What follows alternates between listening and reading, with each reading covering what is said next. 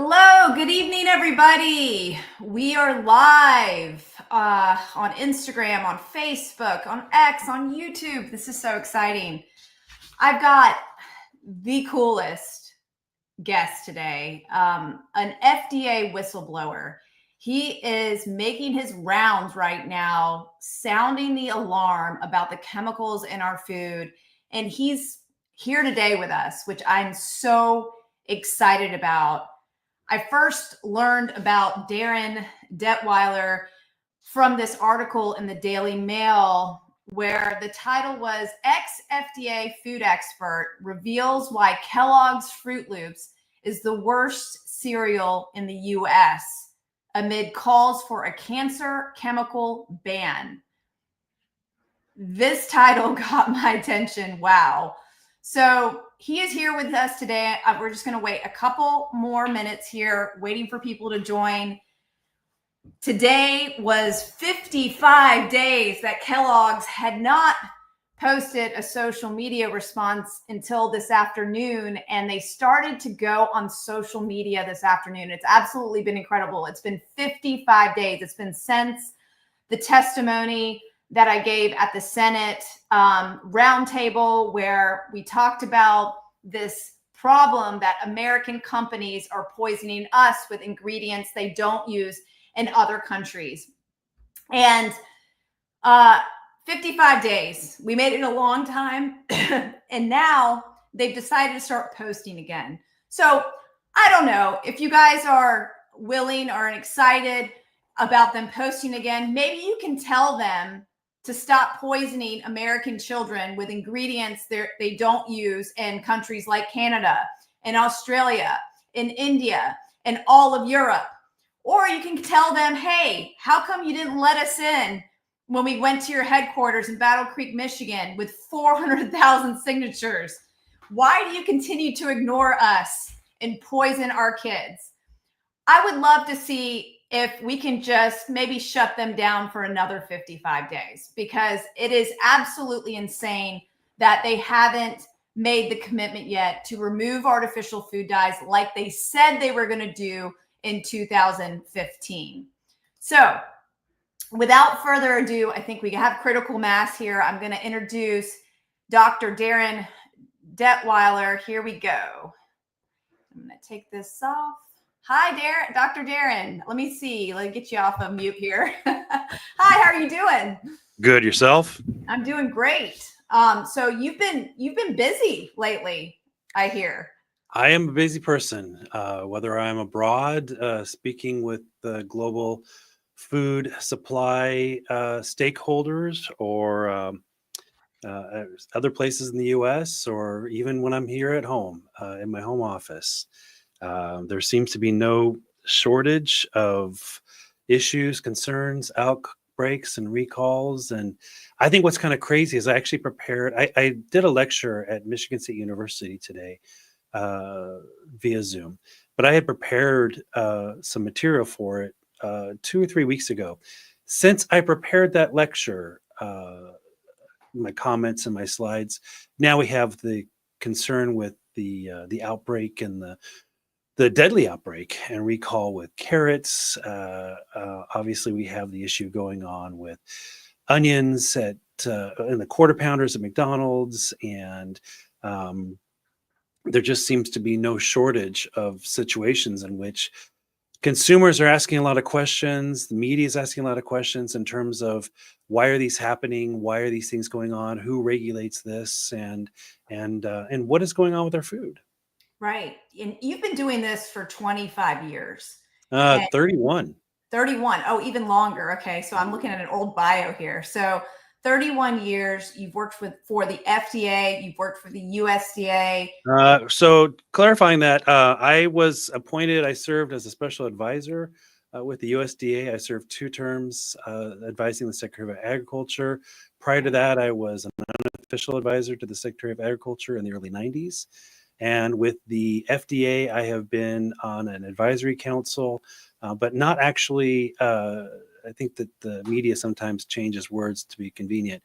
I have never been an employee of the FDA, but I have worked with the FDA over the last 12, 15 years in terms of the Food Safety Modernization Act, the rules, the implementation, and dealing with a variety of other issues, in addition to working in terms of outbreak and other issues related to food safety.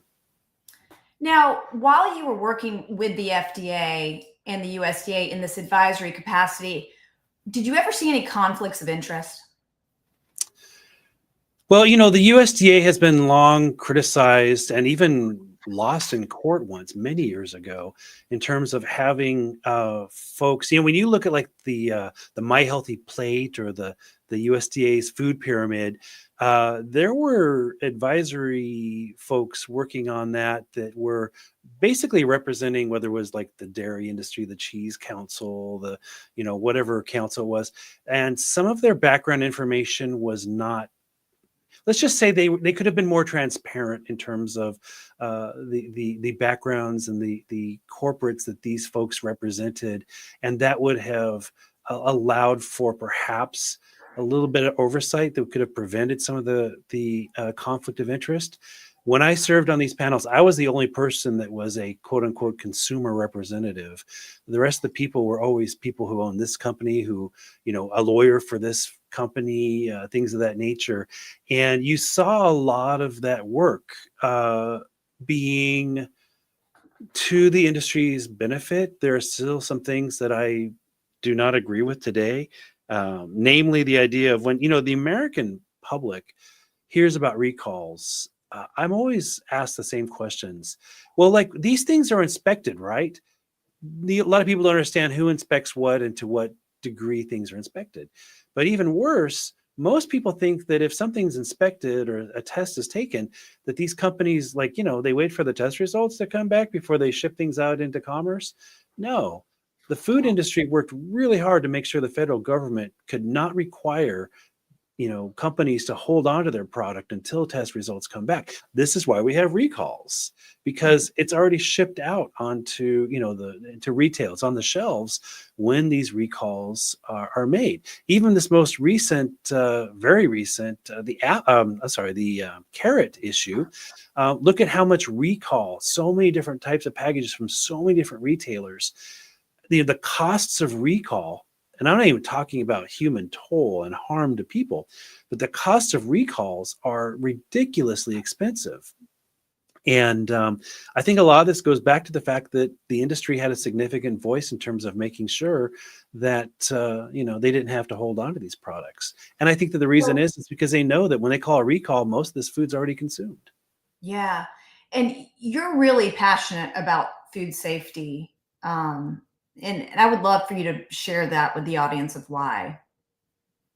So there's a documentary called Poisoned on Netflix. It just won an Emmy. And in that, I go into great detail about the 1993 Jack in the Box E. coli outbreak. Now, Jack in the Box is mostly on the West Coast. It's a fast food hamburger chain. Very much like if you're in California on the West Coast, it's very much like, a Burger King, McDonald's, but it's not as nationwide and international as those other brands. 1993, there was an E. coli outbreak, and E. coli was something that most people never heard of. I had not heard of it. And, at the time it was one of those, oh, well, you just don't eat that food.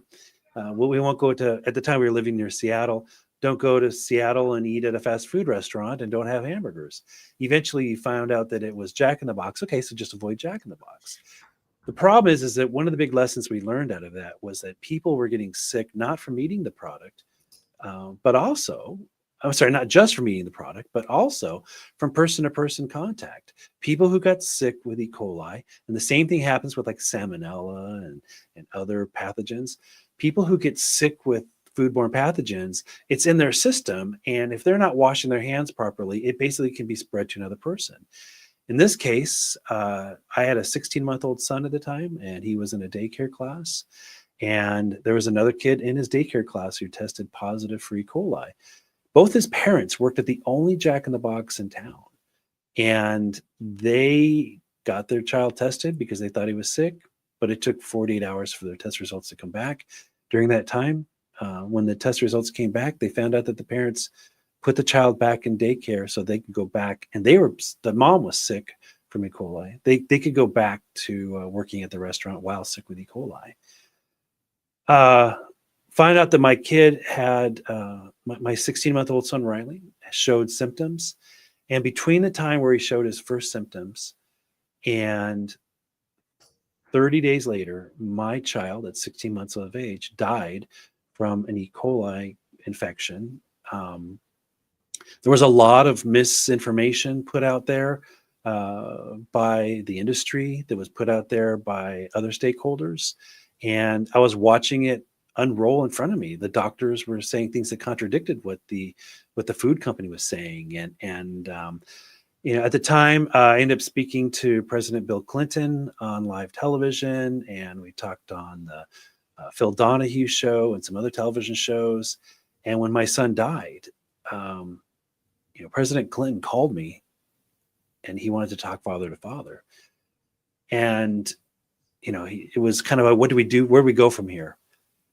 Realizing that most of his illness had played out on television at the time. Everything from him being airlifted. I didn't go on top of the building and see my son being airlifted in a helicopter to Children's Hospital in Seattle. I watched it on the television news. I watched a lot of television news coverage, and I participated in a lot of news at the time, telling the conflict between what the company was saying and what the doctors were saying, what the health department was saying.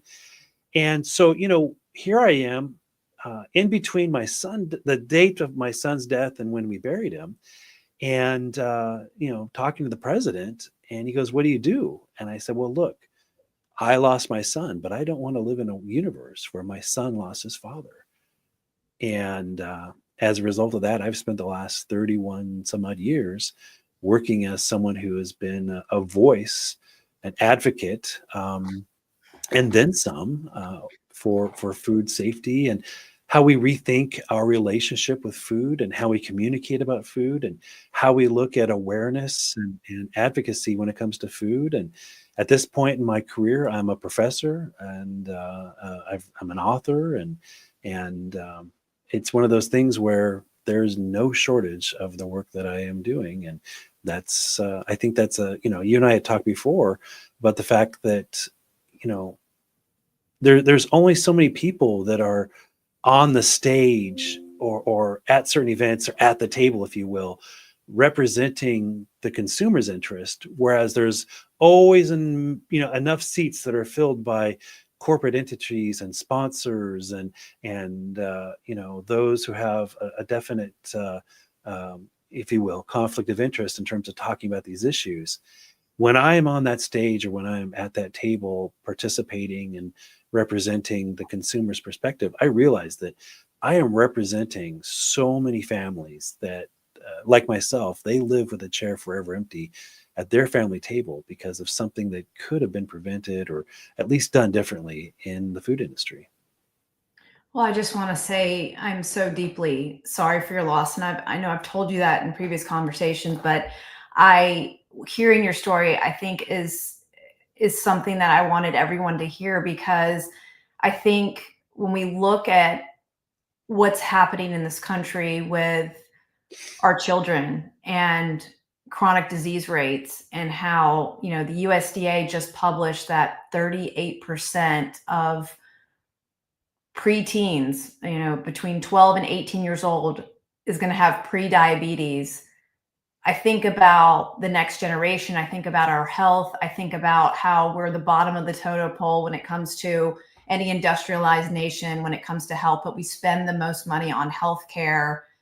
I think about these food safety issues that you're so passionate about, and it affecting little children like your son. And it's this work, hearing your story, hearing other stories about health, is what drives me to keep going. Because I think about me when I was little, and how sick I was, and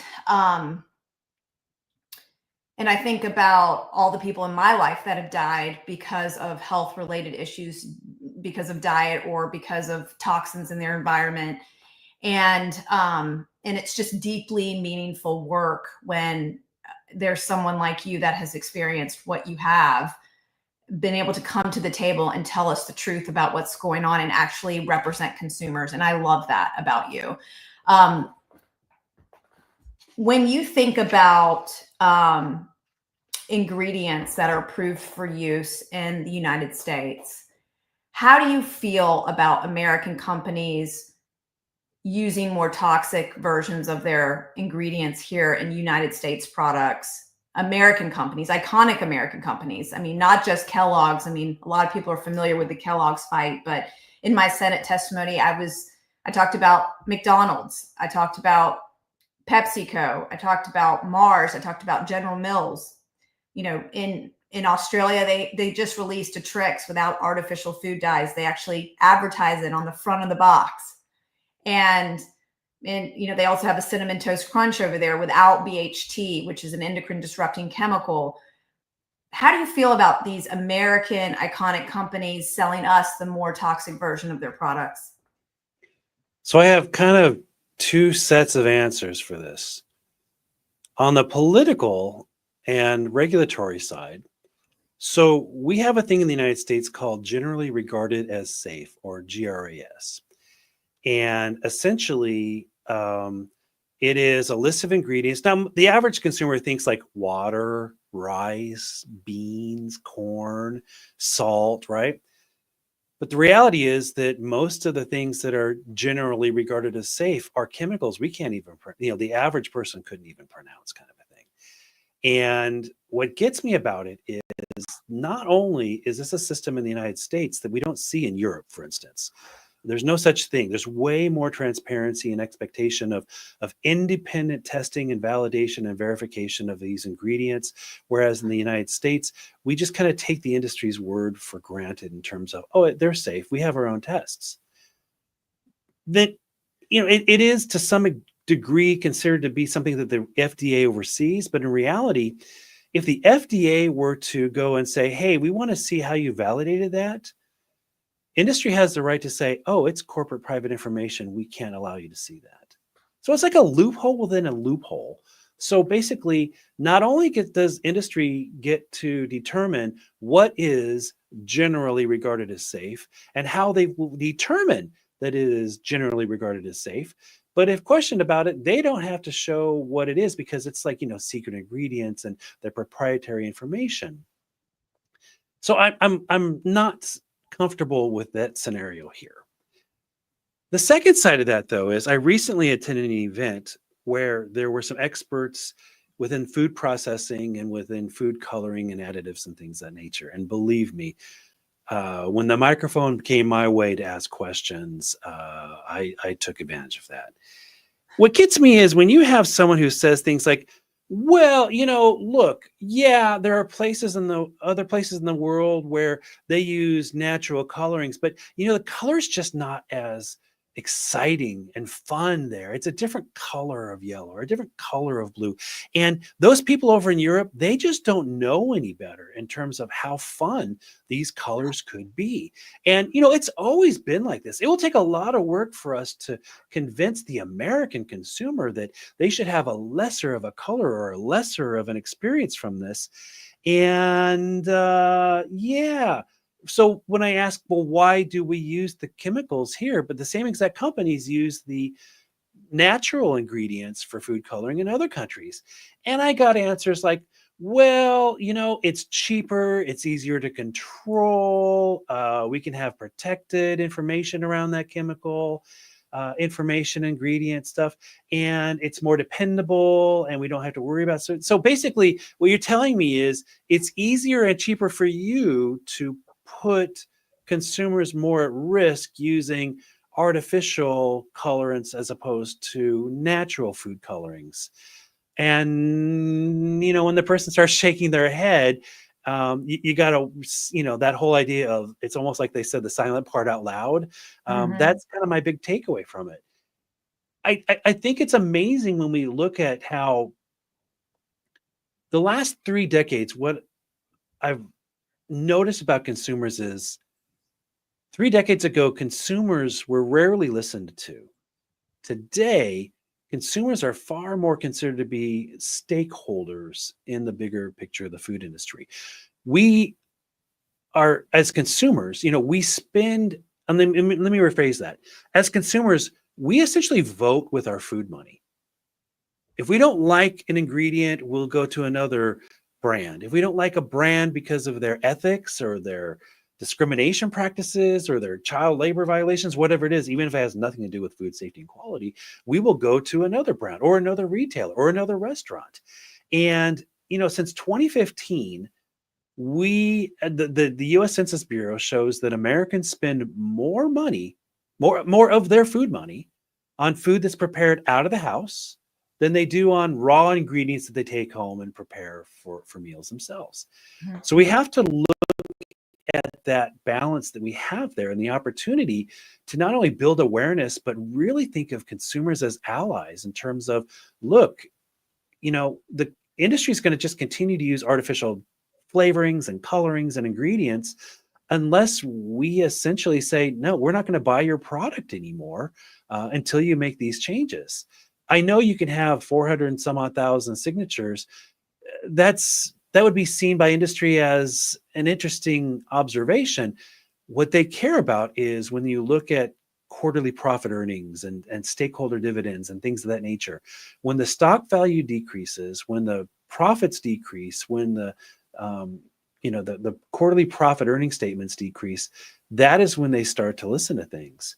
And in the United States, if we were to look at the biggest failures, there was the Chipotle outbreaks. That was a $25 million federal fine, which to me and you may seem $25 million, that's a lot of money. That was barely half of 1% of their profit for that year. Yeah. So these largest of government fines are next to nothing. It's like literally it's the cost of doing business. However, we as consumers can create far more of an economic pressure on them. Yeah. And I think that's a message that you continue to share with your audience. Yeah. And that's, this is, the cancel Kellogg's movement, to boycott Kellogg's started when they didn't let us in the door at Battle Creek. They didn't have the decency to sit down and meet with us. Every other, petition I've done, anytime I've reached out to a major food corporation, they have at least the dignity to send me a letter back. Kellogg's did not. And so, they could have really disarmed us that day by just letting us in the door, receiving the petitions, telling us we're listening, even if they agreed to disagree, whatever, it would have disarmed us a little bit. But instead, they energized the movement. And now people are canceling Kellogg's like nobody's business. And we have, all kinds of celebrities and other people joining our movement, which is so exciting. Well, but I think, go ahead. I was going to say another dimension of that is what you saw on TikTok in terms of the cancel boycott, or I'm sorry, the boycott Kellogg's, is that after so Kellogg's split. Kellogg's split into Kellanova, which is kind of like everything except their cereal, right? In a very simplified way of looking at it. But then they had this new CEO of just the cereal brands. And when he came out and answered questions about the cost of food and things of that nature, and basically made the statement that, if other food is too expensive, then maybe, consumers should just eat breakfast cereal for dinner. That really angered a lot of consumers, this whole idea of, it's too bad, even though we're showing record profits, our cereal prices are too high. Maybe you should just be eating cereal for breakfast. A lot that, again, magnifying the impact of how they're being perceived by consumers as stakeholders really added to, I believe, this whole, boycott of the Kellogg's products. And, seeing this through a social media lens, I mean, this was incredible. You realize that, I mentioned how consumers have changed and they're seen more as stakeholders in the game. I really think that social media has played a role in that. Mm-hmm. And initially, social media was more of, that's where you got information and that's where you kind of talked about things. We've gone from passive to active, even to generative. The idea of people putting information out there. We saw this, for instance, with the pink sauce issue and the Daily Harvest issue, where people initially were social media influencers saying, oh, you should buy this, until they bought it and got sick or found out how bad it was. And then it's like, now we turn the page. You shouldn't get this because of this. You shouldn't do this because of this. Let me tell you why. add to that fact that there are websites like iwaspoisoned.com where there's crowdsourcing of information. There are entire outbreaks and illnesses that are not reported to health department, but they find out through social media when enough people post enough information that can actually point investigators to where there are situations. One of those mini outbreaks remember all those Chipotle outbreaks? Yeah. One of those outbreaks was only found because of crowdsourcing of information on a web page, on the iwaspoisoned.com webpage. There's documented evidence that showed that well before we ever heard about this whole thing with the E. coli and onions on the McDonald's Quarter Pounders, there was crowdsourcing of information 6 or 7 weeks earlier in which people were sharing this information. So we have to look at our relationship with food as changing. We have to look at it not only in terms of how we eat food, but how we communicate our preferences, our expectations, even that level of accountability that we want to see in terms of what the food industry is doing. And no more should we kind of allow the industry to be this kind of well, if one customer doesn't like this, there'll be another one along any minute now, like we're trains or something like that. Because the reality is, anytime there's been significant federal policy change, when it comes to food, whether it is a pathogen or an additive or anything along that lines, it is always after there are significant numbers of consumers who have been harmed. So in a way, consumers are basically seen as canaries in the coal mine. If we harm enough people, maybe then we'll make a change. Heaven forbid a company be proactive and say our legacy is more important than being accidental leaders. We need to be we need to be intentional, and we need to be proactive. And quite honestly, we need to be Herculean in our efforts in terms of saying this is what we have to do to live up to our brand, to live up to the consumer expectation, to make sure that our consumers are safe. And I believe that recently you talked about how even people who are very well connected to industry, these very companies are not necessarily living up to the same mission they used to live up to. Yeah, they're not. And that was present in my interview with Victoria Kellogg, who was the Harris of WK Kellogg, her great grandfather who started Kellogg's, and she was dismayed at this issue, and she is asking Kellogg's to apologize and take back their false vow, and she's demanding that they remove the artificial food dyes and BHT as well. And I mean, that is absolutely courageous of her. I call it courage over corruption. It's absolutely amazing what she did to come forward like that. I have to ask you a question. In Kellogg's recent statement, they've kind of doubled down on their statements that they're giving to the media now that the New York Times and the Wall Street Journal and others are starting to report on them, as well as just about every single news network now. Even CNN did a piece a couple days ago. They say the colors we use in our cereals have been deemed safe by scientific bodies around the world at the totality of research. Do you think that's a lie?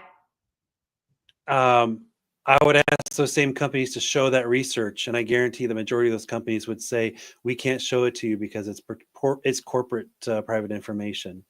Oh, great. We don't want I don't know. And I don't that. think these reporters asked for that, and I'm going to start pushing back on every interview I have, and I'm going to be asking these reporters, you need to ask them about this statement. You just have them show you the scientific data that they said is around the world, because around the world, to me, Canada, Australia, India, all of Europe, they've decided not to use these ingredients, right? And so which you don't want to find out that the reality is that around the world means they hired some third-party group out of India to do this work or something like that, because it was more economic for them to do that. I would imagine you find this too quite often when I talk to reporters and investigative journalists. I'm getting them up to speed with things. There's so many things they don't know about. There are really only about 5 or 6 actual credible journalists out there that work in food safety and food policy. Most other times when I'm talking with someone, it's, some junior reporter who was assigned this from their, editorial desk, and they're responding to something. There's also the element where it's not so much for the newspaper or the magazines, it's more for their webpage, because they have to come up with so much web content. And they're reactive in some cases. They're trying to, fit it into, a construct. Oh, we want to do something on food safety. Okay, let me tell you about food safety. Oh, no, I just want to have the 3 foods to avoid. Well, if it was as easy as here's the 3 foods to avoid, then food safety would be a lot different situation in the United States. So there are times where, again, I'm sure you run into this where, I'll spend an hour on the phone with a journalist. Yeah. And I'll have maybe a sentence, maybe 2 in the finished article kind of a Oh, deal. yeah. I And mean, sometimes that even what I say is twisted. That headline, you had that headline up before. Can you bring that up yeah, again? sure. Yeah. So this reporter, Sadie Whitlock and Emily Joshu, um, would you say that there are some cereals out there because of chemicals that are bad? Yes. Would you say that Fruit Loops is from Kellogg's is one of those because of their colorings? Definitely, that would be on the list. That gets turned into, I reveal why Kellogg's Fruit Loops is the worst cereal in the U.S. I never said it was the worst cereal in the U.S. I said it's pretty high up there in the list of concerns in terms of What is artificial the worst colors. one? Tell us. I'm not gonna. I don't know, and even if I did Yeah. know, I don't know if I would say. I don't know what is the worst cereal. I think it could be Fruit Loops. I think you were, even if you didn't mean to say this, I think it's probably right. It So could be. It could be. I mean, how do you measure that? Is it the amount of sugar in it? Is it the lack of protein or fiber? There are certain things you measure in terms of how do you measure this. But if you start to look at go beyond the label, okay, and yeah. say, all right, well, let's look at how other countries either have requirements, like for instance, there cannot be a mascot, there cannot be a cartoon animal, they're not allowed to say this, or they must label it as whether it is or is not part of a healthy diet kind of thing. And yet we don't have those kind of restrictions in the United States. You got to start to wonder why do they have those different policies in other countries about the cereals that come out of the United States. I mean, think about it. Why Yeah. would let's say let's say someone is a history teacher, okay, and you teach U.S. history 5 periods a day. Why would a history teacher say a completely different false set of historical facts to one class and then the real facts to some other classes? Now, one would say, oh my God, there's a problem with that teacher. How dare that teacher not be truthful and accurate and consistent in terms of all their students? Mm-hmm. But why don't we say that with cereal? Here's a company in the United States that makes healthier products to sell abroad than they sell here in the United States because they can get away with it. That's one of the concerns I have. The same thing happens with food safety in bigger sense. You have companies that meet the minimum minimum food safety standards. When we're talking about meat and poultry and produce to export across, let's say, into Canada, right? Mm-hmm. But they'll use lesser standards in some cases to sell here in the United States. And now one could say, well, technically, the U.S. Constitution doesn't allow the federal government to have complete control over the food. Therefore, that would go to the states, and the states have more control over food. Well, that would be great. I live in California. If all of my food came from California and I believed in everything in terms of California laws and regulations around food safety and additives, and California recently had some changes in terms of regulations with the food dyes that go into foods that go into schools, right? Mm-hmm. So Yeah. that's 11, great if all of our 11. food came within California, but the reality is we Yeah. have food that goes all over different states, and all the different states have different rules and regulations. Yeah, they do, and now it's getting even more hairy because we have, I think, 10 or 11 now states looking at banning artificial food dyes, when really this should be a federal government issue. It should be something that the entire United States follows together, it doesn't make sense for food companies to make a certain product for a certain state or a certain product for just schools, because what Right. happens is these children, they go in, they get hooked on Fruit Loops or Apple Jacks or whatnot, and then they go back home and they see it at the grocery store with their parents, and then they pick up that version, and that's the version that's going to have the dyes and be more attractive even, really, and it's going to cause kind of an issue there. And this is, I mean, this is why I think, fast food, junk food should just not be allowed in schools at all. It should just be Yeah. all real food. I mean, I hope we get there at one point, but it's about 8:37. So I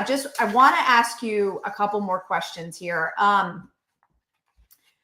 Artificial dyes are made from petroleum and coal tar. What do you know about how they're produced and how they can be contaminated with carcinogens? I know very little about the science behind this. What I do know is that these are highly secured and protected processes and ingredients, and that the the industry does a lot of work to make sure that not only does this information not get out to consumers, but that a picture is painted that oversimplifies and is, quite honestly, in most cases, blatantly false in terms of how healthy these foods are. They Mhm. will emphasize one little aspect, like, more fiber than previous recipes. Okay, so you have 1% more fiber, but you also have all these other ingredients that you've added into it, kind of a deal. We've been sold this, and quite honestly, it's more so, bigger than just any one cereal company or cereal brand, if you will. you Mhm. know, I grew up on this whole thing of, the right way to start a day is with juice, toast, milk, and your, bowl of this cereal, kind of a thing. And even just, the idea of how much sugar is in the juice, how much, the enriched wheat in the bread, and all these different ingredients, and it became this kind of gold standard. It's one thing to have breakfast. It's another thing to have the shiny color, with the great mascot. When I was growing up, it also had to have the great toy in the cereal box. They're not so great in terms of toys in the cereal boxes these days. But the same thing with cereal boxes. It was literally the same game plan as McDonald's in terms of all the Happy Meals and the cartoon characters and all the gimmicks to basically win over children. So Yeah. much more effort is put into that. If they just took a small percentage of that money and effort and investment into what I was talking about in terms of the becoming addictive and the gold standard, and put it into the idea of how can we be healthier and safer, perhaps we wouldn't be having all these conversations. Yeah. If you had a chance to talk to Kellogg's CEO, what would you tell him? Uh, you know, your legacy personally and your company's legacy will be measured in terms of what benefit you made to society. And if you say, well, look, I'll be measured by my record profits, blah, blah, blah, blah, that's great. That's great for your stock owners. But if you look at the idea of taking the opportunity to perhaps live up to your commitment when you said you were going to remove artificial dyes, why don't you do that? Why don't you make it such that your food can still be profitable and healthy to not just the healthiest of consumers who may occasionally eat your product, but heaven forbid you make it healthy to the most vulnerable populations, the one who are most likely to become sick, who would eat this every single day. And I know that questions come up. The idea of would you allow to an executive at a company like this, would you allow your children to eat this every single day? And you never get a very clear answer on this because Mhm. most of them realize no, they wouldn't. And I have one last question, and this is very interesting in that over the last 2 months or so, I've been contacted by several different lawyers that want to take on big food like big tobacco. They're ready to hold them accountable. Do you think that they could get their hands on information through discovery that would show that they're liable in harming children because they know that these dyes cause harm because they had to take out these chemicals in other countries when those regulations hit? Do you think that these cases would be successful? Ultimately, I think the food industry knows that these cases would not be successful because you would never be able to convince a jury in terms of a direct connection between the actions of a company and the impact on someone's health or livelihood. This is why in the United States, when you look at some 3,000 Americans die every year due to failures in food safety, some 420 um, some 420,000 I'm sorry, 48 million become ill and 128,000 are hospitalized. And yet there's never been an actual court case associated with these. They're all settled out of court because the companies have lawyers. They will protect the brand interest to whatever it costs to do that. And yeah, there have been some court cases, but these have been court cases where they have been like, a violation of interstate commerce or fraud or obstruction of justice, things of that nature. There have never been cases where a food company executive has been held accountable for harming consumers. I don't know if we ever will in my lifetime see such a case, Mhm. but it's not just the history of not having those cases. I think it's the fact that the food industry knows that it'll never happen. And so they just continue to do what they do. Yeah. I mean, this kind of reminds me, though, of a landmark case that Robert F. Kennedy Jr. tried, where he took on Monsanto several times and eventually got a $2.2 billion verdict to show that glyphosate causes non-Hodgkin's lymphoma. Um, that was very interesting to me because I didn't think anything like that could ever occur either. And so with that, and I know I said that was my last question before, but it makes me think of this is now that we have someone like Robert F. Kennedy Jr. that's going to be in possibly in leadership in Washington as the Secretary of HHS. What do you think about that? And what do you think about the prospects of maybe tackling some of the issues that you've seen over your career in a different light? Do you think we have more hope with someone like that is putting more emphasis on these food chemical type issues? I would like to think that we could find some hope in that, but the reality is when you look at the major changes um, in federal food policy regarding food, and if you look at some of the changes that have been promised here, the amount of industry buy-in and industry support and industry agreement that would have to take place are quite large. You also have to look at the fact that if you look, for instance, at the Food Safety Modernization Act that revolutionized the FDA into being more proactive as opposed to purely reactive, there were starts in terms of getting that going in 2006, 2008. Finally, the same year that the Affordable Health Care Act was passed during President Obama's administration, we Mhm. passed the Food Safety Modernization Act in 2010. It was signed by President Obama into law in 2011. It took another 5 years for the rules to be written. And in 2016, the implementation started looking at very large industry all the way down to very small industry, very small companies. Larger industries having a smaller timeline than the smaller of industries. You had to have buy-in from all of the states and even smaller than state jurisdictions. We're still dealing with the rollout of this policy. So when you look at the idea of it took 18 years for the most significant policy change in US history to roll out. I have a hard time thinking that even if anyone at the helm of any agency is able to make some significant change, we're not going to see it within any one president's administration. We're going to have to wait perhaps 8, 12, even 16 years to see the true impact of this because our food supply is so complicated. You're also talking about the fact that there's also a lot of international stakeholders within this. So, Mhm. the US federal government only has reach that's so far. when you're talking about a system that's so global. So there's a lot of challenges to bringing about some of these anticipated changes and addressing some of these concerns, such that, hope is a very big word that's underlined, italicized, and has a couple of question marks after it. Yeah.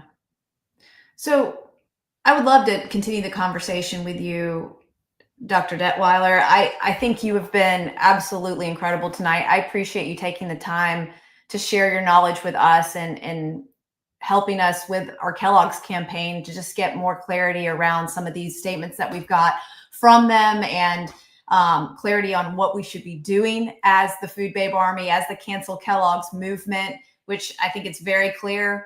We continue to boycott, we continue to cancel, we vote with our dollars, we pick other things for cereal, for other cereals like Eat Love Bird and others out there that are doing the right thing. And we look for other, options for breakfast. I mean, I love smoothies. I love oatmeal. I love, eggs and bacon and all the good stuff out there. So, I think what's really, my biggest takeaway from this is that we have a lot of uphill challenges for making changes at the FDA level and the USDA level, but consumers have the biggest power. So I just really appreciate all the work that you do for us. And thank you so much again for your time. Thank you very much. And just if I could say really quick, I don't want people to become afraid of food. We all have to eat. But if we could do any one thing as consumers, we say things to our children like look both ways before you cross the street, or put on your seatbelt or your car seat, latches or whatever before we go. We know that there is inherent risks and dangers. We even communicate those, but we don't talk about food the same way. I would hope that we could, as parents, talk with our children about food, the idea that we do have responsibility. We don't have 100% of the responsibility, but we do have some percent of the responsibility. And as educated consumers, we can make decisions, much like looking both ways or putting on our seatbelt, that can make us more safer. But we do continue down that road. We do continue to live our lives. We do continue to eat food and find joy and happiness and celebration within the food. It's just that we have to think about food in terms of how can we make it safer, such that, for instance, our upcoming family gatherings around holidays, they're not remembered for how it went all wrong. They're remembered for all the good reasons. Yeah, no, absolutely. Avoid I call it the holiday death aisle. I know that's a little intense, but I call it the holiday death aisle every time you go into a grocery store during a holiday and you see the big display of all the nostalgia and you want to eat all of that junk, but it's full of poison. That's my opinion. But anyways, thank you so much. Really appreciate your time. Again, these comments have been incredible. I wish I could go back and read all of them. I've been watching some of you guys out there. Thank you, everyone who joined tonight. I'm going to be continuing bringing this series to you of people that I think are really incredible in this world that are speaking out. So, hold on to your hats. There'll be more. So thank you so much, everybody. Have a good night.